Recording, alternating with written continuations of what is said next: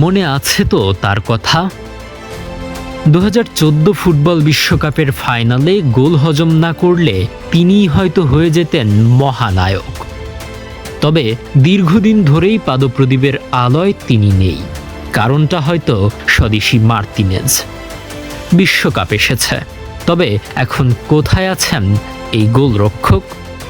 6 foot 3 ইঞ্চির এই চিকুইতো ছিলেন আর্জেন্টিনার গোলবারের সেই বিশ্বস্ত বাজপাখি। এমিলিয়ানো মার্তিনেজের এক দশক আগেই 2014 সালের সেমিফাইনালে নেদারল্যান্ডসের দুটি শট আটকে যিনি হিরো হয়ে যান। ম্যানচেস্টার ইউনাইটেড ও মোনাকোর মতো নামী ক্লাবে খেলা এই ট্র্যাজিক হিরো দেশের হয়ে খেলেছেন 96টি ম্যাচ। অথচ ক্যারিয়ার জুড়ে তাকে লড়তে হয়েছে অবহেলা আর বেঞ্চ গরম করার নির্মম বাস্তবতার সাথে। অবশেষে 2026 সালের মার্চে সব ধরনের ফুটবল থেকে বিদায় নিয়েছেন আর্জেন্টিনার এই হারিয়ে যাওয়া বাজপাখি।